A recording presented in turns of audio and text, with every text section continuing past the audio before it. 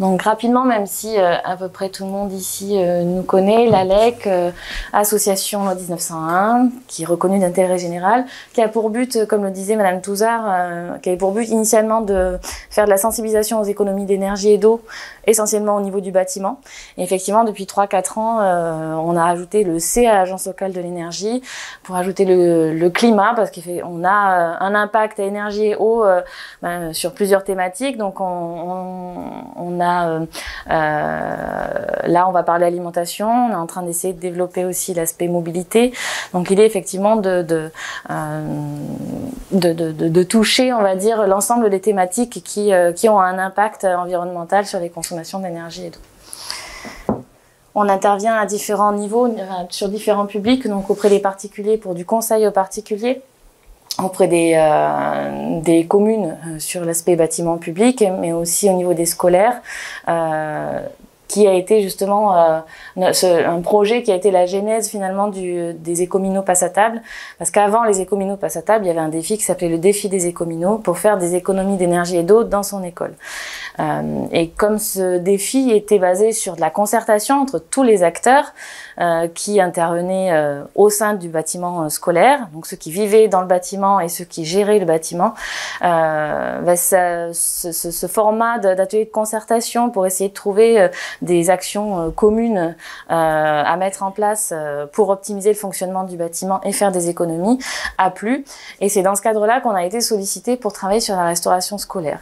D'où l'envie de donner une suite à ce défi et voilà, les écominos passent à table. Donc le bilan du projet.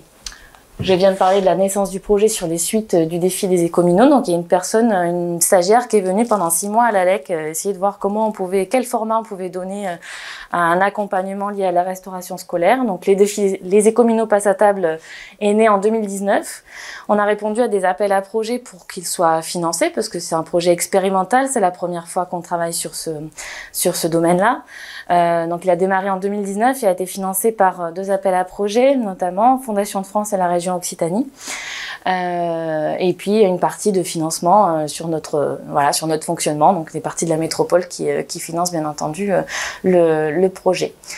3 communes ont participé à ce projet pilote, donc la commune de Sussargues, la commune de Fabrègues et la commune de Vendargues. Et ce qui était intéressant et ce qu'on souhaitait quand on a répondu à ces appels à projets, c'est d'avoir des configurations différentes. Donc d'avoir des communes qui étaient en régie et des communes qui passaient par un prestataire privé. Pourquoi ? Pour justement connaître un peu les avantages et inconvénients des deux configurations, voir les marges de manœuvre qu'on avait aussi dans chaque configuration, et puis réfléchir à la réplicabilité de ces actions, voir ce qui, une fois là, ça c'est un projet expérimental, voir sur les autres communes de la métropole qui sont dans des configurations similaires, voir si des actions similaires peuvent être mises en place. Alors de quoi parle-t-on ? À juste titre, comme le disait Madame Touzard, on ne parle pas juste de gaspillage alimentaire dans ce projet-là. L'idée, c'était vraiment de partir des besoins des communes. Donc les communes se mettaient autour de la table, je reviendrai un petit peu sur qui était autour de la table, et définissaient leurs priorités. Donc ça pouvait, voilà, j'ai mis un nuage de mots, on pouvait parler d'approvisionnement, comme d'encadrement du temps du repas, comme de sensibilisation et d'implication des enfants. Bien entendu, le gaspillage alimentaire venait très souvent, parce que c'est un sujet primordial. On parlait aussi communication auprès des parents d'élèves, auprès voilà, de différents publics, et aussi de conditions de service des agents de cantine. Les objectifs étaient multiples. Donc le but était initialement de mettre en mouvement tout un collectif dans une visée de court ou long terme. L'idée vraiment c'est de faire en sorte qu'un groupe de personnes se mette à travailler sur un sujet et mettre en place des actions concrètes et assez rapidement. C'est un projet qui durait 2 ans, donc l'idée c'est vraiment de voir les actions se mettre en œuvre. Donc, qui est associé? Quand on parle du collectif, c'est un comité de pilotage donc, qui est composé de différents acteurs. On avait autour de la table des parents d'élèves, des agents de cantine, des cuisiniers, par exemple, au chef de cuisine au niveau de Fabrègues. On avait le prestataire privé aussi quand on était sur une commune qui passait par un prestataire privé, des élus, des animateurs. des enseignants aussi parfois, sans oublier les enfants. Sur Fabrègues, on a eu des enfants quasiment à tous les ateliers de concertation, 4 enfants du CMJ, donc du Conseil municipal des jeunes. Et le but était également de travailler en partenariat avec des associations locales, et notamment Picassiette qui est présente aujourd'hui, qui est intervenue sur Vendargues. Deuxième objectif, comme je le disais tout à l'heure, c'est de co-construire des actions. Et sur un triptyque, comme le défi des écominos était de faire des économies d'énergie sans investissement, voilà, sans surcoût. Là, c'était un peu le même principe, c'était de réduire l'impact environnemental de la cantine, d'améliorer l'assiette et tout ça à coût constant. Donc c'est pas forcément ce qu'il y a de plus simple, mais l'idée c'est pas de se dire bon allez, on fait une liste de tous les travaux qu'il faut faire pour agrandir la cantine, faire en sorte qu'on le fasse en régie, etc. C'était pas le but, c'était de dire avec le fonctionnement actuel, comment on peut mieux s'organiser, quelles actions on peut mettre en œuvre pour faire un petit peu mieux, quoi. Hop. Et là, ça passe par quoi? Ça se traduit concrètement par des ateliers de concertation, donc à un rythme d'une fois par trimestre, on se retrouvait donc dans chaque commune. Et je vais venir en détail sur comment se déroulaient ces ateliers de concertation. Hop. Mais l'idée était de répondre tant que possible aux attentes et aux besoins des différentes parties prenantes. Donc, leur donner vraiment une place dans la décision. C'était pas juste on prend des décisions, on les consulte pour voir s'ils sont d'accord. C'était vraiment co-construire tous ensemble des idées d'action et les mettre en œuvre.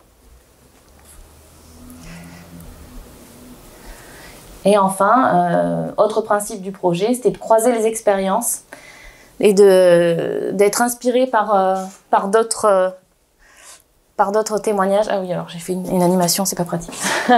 Et tout ça, ça se traduisait comment? Par des temps forts, ce qu'on a appelé des temps forts, pour mieux comprendre, sensibiliser, puis faire en sorte que le comité de pilotage trouve une certaine cohésion, surtout en ces temps compliqués de Covid où le projet il était un peu en dents de scie.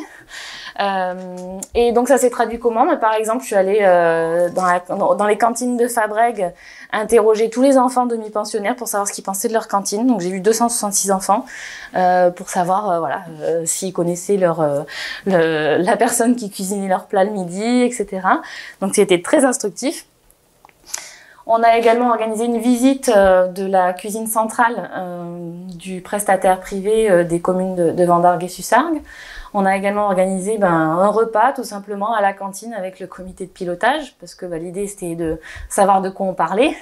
Donc des parents d'élèves qui n'ont jamais vu la cantine, qui sont jamais rentrés dedans, ont peut-être des a priori, et puis une fois qu'ils sont dans la cantine, ils voient un petit peu comment ça fonctionne. Des élus aussi. Voilà, l'idée c'était vraiment de se mettre au cœur du sujet et de voir d'où on partait. On a également fait des visios, comme tout le monde, on a goûté à ce plaisir de réunion à distance. Et on a participé également au festival alimentaire, qui est un festival qui est organisé chaque année et qui permet de mettre en débat des films sur l'alimentation durable. Donc on a organisé une projection avec une présentation derrière du projet. Et il y a eu plusieurs temps de sensibilisation avec les enfants proposés par des associations partenaires. Donc il y avait Picassiette sur Vendargues, mais il y avait également l'APIE qui est intervenu sur Fabrègues et le Sylvain Bio 34. Et la LEC dans tout ça, c'était un peu le chef d'orchestre. Donc l'idée c'était d'animer ces ateliers de concertation, donc ces comités de pilotage, d'organiser ces temps forts, d'apporter un suivi, un accompagnement des actions, d'essayer de définir avec le comité de pilotage des indicateurs de suivi et derrière de communiquer aussi et de valoriser l'ensemble des actions qui ont été mises en œuvre. Sur les grandes étapes, comme je vous disais, il y avait plusieurs ateliers de concertation. Les objectifs étaient lesquels? De définir les axes de prioritaire, c'était le premier objectif, le premier atelier de concertation, de proposer des actions derrière. Mais derrière les actions, c'est de les construire, c'est dire qui fait quoi, quand, à quelle échéance, qui est référent, quel indicateur de réussite on met derrière. Et ensuite, on a eu des ateliers qui étaient sur la mise en œuvre, sur l'avancement et le suivi des actions. Et aujourd'hui, l'heure est au bilan. Et tout était ponctué par des petits temps forts que j'ai présentés juste avant. Donc en chiffres, ça donne quoi? Ça donne 32 personnes qui étaient impliquées dans les comités de pilotage. On était entre 10 et 12 personnes à chaque atelier de concertation au sein de chacune des communes. On a animé en tout 17 ateliers de concertation. Il y a eu 8 temps forts qui ont finalement concerné 368 personnes. Et on rédigeait aussi des lettres d'information. Donc il y a eu 7 lettres d'information pour parler de l'avancement du projet, bien évidemment, mais aussi de retours d'expérience, que ce soit locaux ou nationaux, qui pouvaient inspirer les communes sur les actions auxquelles elles réfléchissaient. Et ensuite, il y a 15 actions finalement qui ont été mises en œuvre. 15 actions co-construites qui ont été mises en œuvre ou qui sont en cours. Donc je vais vous présenter ces fameuses... Voilà, les 15. Les 15, c'est quoi? Alors, je vais faire par commune les différentes actions qui ont été mises en œuvre. Et ensuite, chaque commune témoignera d'une action précise. Donc, sur Sussargues, on est sur un prestataire privé. On appartient au syndicat, au CIVOM. Donc, il y a 13 communes qui appartiennent au même syndicat, qui ont même marché avec un prestataire. Vendargues fait partie du même syndicat. Et donc sur Sussargues, l'action qui va vous être présentée tout à l'heure, c'est un partenariat avec les jardins partagés de la commune, entre l'équipe éducative de l'école élémentaire et l'association des jardins partagés. L'idée étant d'organiser chaque année des sorties et des animations en lien avec le potager et l'alimentation. Donc ça a été organisé, repoussé la première année, organisé finalement en mai 2021, mai dernier, où toutes les classes ont été sur le jardin pendant une après-midi, à tour de rôle, pour faire des ateliers. Alors sur le compostage, je crois, ils ont aussi, il y a une petite vidéo qui présente derrière l'action en particulier. Il y a également une carte de provenance des produits servis en cantine qui a été créée, que vous pouvez voir ici, alors qui est en cours d'impression, donc c'est pas encore mise en œuvre, on va dire complètement, mais elle a été réfléchie.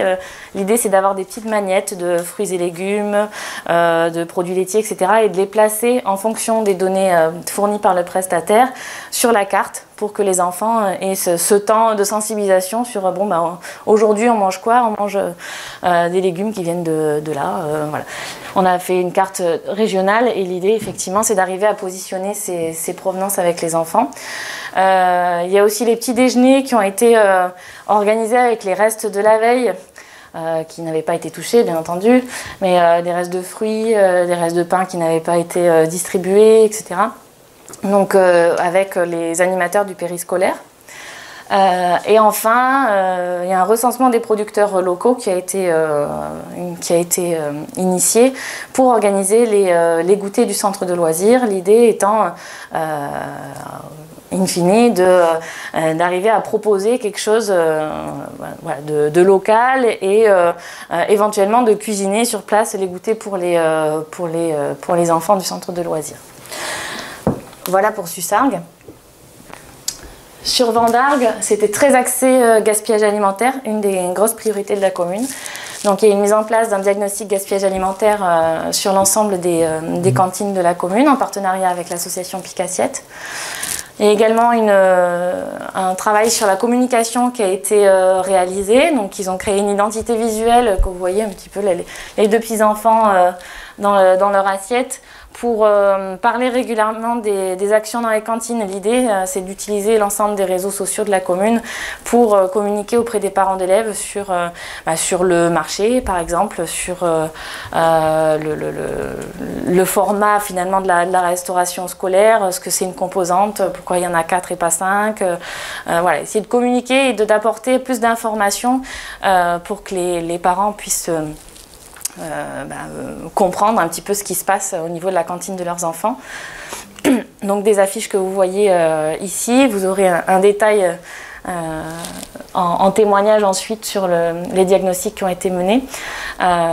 Et enfin, des comptes rendus formalisés des services pour les commissions menus, c'est-à-dire que tous les 2 mois, il y a des commissions menus qui sont organisées avec le prestataire et le CIVOM, pour faire remonter les problématiques des menus servis aux enfants.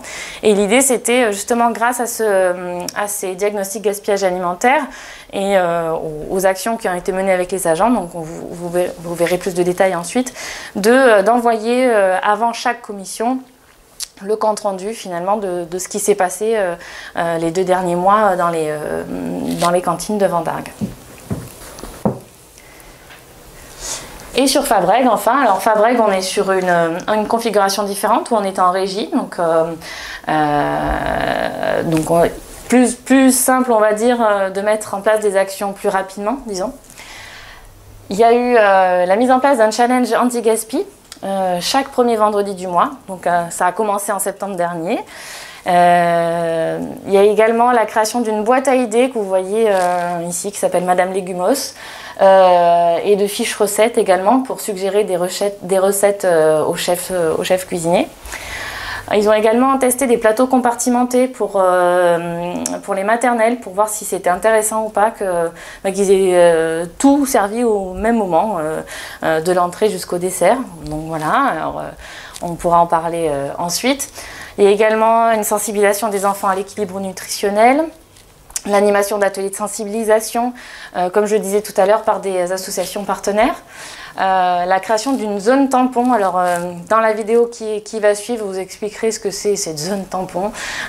L'idée étant de calmer les enfants un peu avant d'entrer dans le restaurant, ce qui est pas une mince affaire.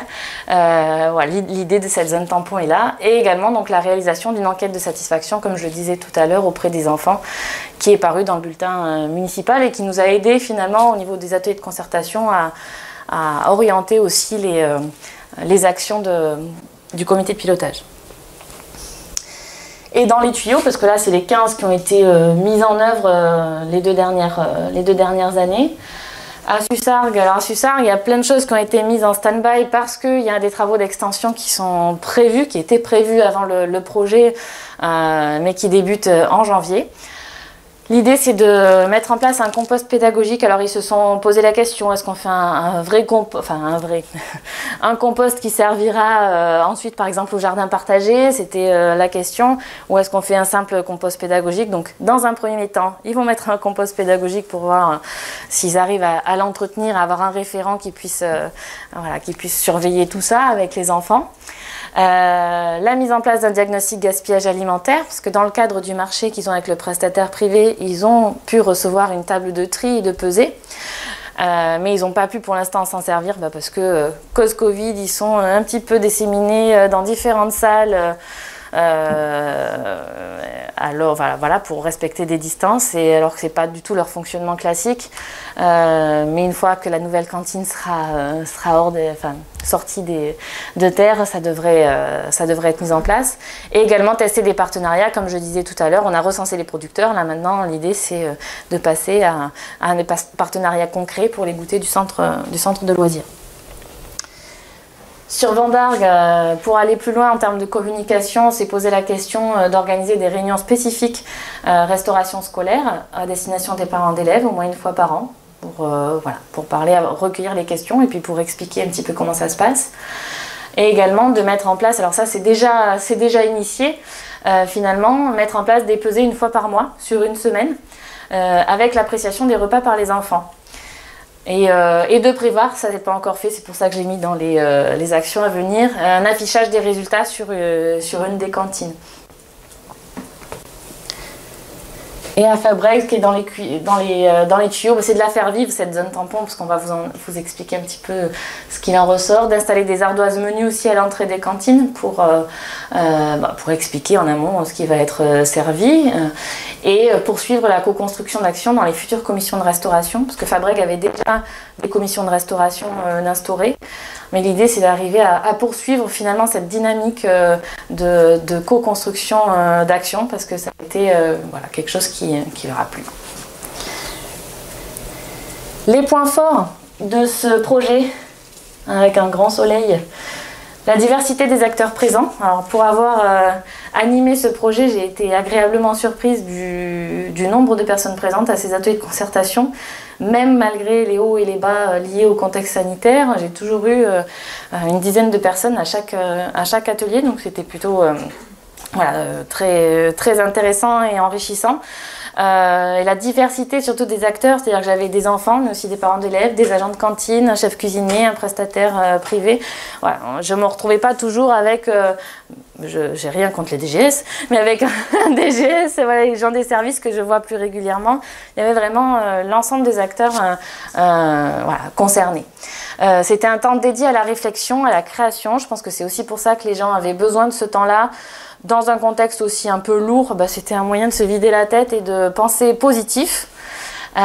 C'était un temps d'écoute aussi pour savoir ce dont les gens avaient besoin, avaient envie. Donc une pause plutôt agréable. Ce qui était intéressant, c'est qu'on avait du concret et plutôt vite.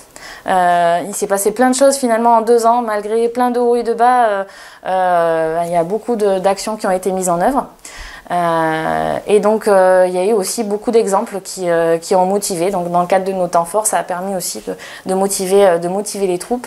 Et le fait d'avoir un suivi rythmé, c'était prévenu au départ, allez on se voit 1 fois par trimestre. Alors ça peut être lourd au départ, on dit oh là là, c'est dans 3 mois, c'est déjà rapide.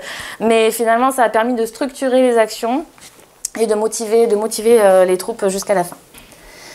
Et bon, on a eu des difficultés, vous les connaissez, les confinements, les protocoles sanitaires. Alors, c'est pas forcément juste d'organisation des réunions, mais c'est toute l'organisation des services, de la cantine, de la gestion, des animateurs, etc. Tout leur travail, tout le travail de chacun était complètement bouleversé. Donc, arriver à mettre en place des actions en respectant ce protocole, c'était quelque chose de lourd, mais voilà, tout le monde y est arrivé et je tenais à le saluer aussi. Les difficultés moins liées au confinement, c'était tout ce qui était créneaux communs difficiles à trouver parce que comme on a une diversité d'acteurs, c'est super riche, mais alors pour organiser des réunions où tout le monde est là, c'est la galère. Et puis des outils de partage aussi. On a essayé de trouver des choses pour que chacun puisse agrémenter, vu que c'est de la co-construction, voilà, puisse agrémenter ses idées. C'est pas toujours évident parce qu'on est face à des publics voilà, qui ont plus ou moins l'habitude de travailler sur ordinateur. Donc voilà, c'était la grosse difficulté pour nous de recenser et d'entretenir une dynamique avec des outils de partage. Donc pour terminer, ma pépite, c'était la présence d'enfants au comité de pilotage de Fabrègues, parce que c'est hyper rare, donc je tenais à le souligner, c'était hyper frais d'avoir 4 enfants qui apportaient voilà, des idées un peu farfelues, mais ça faisait du bien aussi d'avoir des idées farfelues, ça nous sortait un peu de nos contextes classiques. Et bon, mon râteau, c'est le trop peu de temps fort qui nous a... Voilà, on en a eu quelques-uns, on en a eu 8, mais à la base on devait en avoir 1 par trimestre aussi, donc on devait en avoir autant que des ateliers de concertation. Et bon, avec ce contexte, on a pu malheureusement en organiser trop peu. Et je pense que si on avait vécu dans un autre contexte, il y aurait eu une toute autre dynamique. Mais bon, positivement, il y a quand même des choses qui ont été mises en œuvre.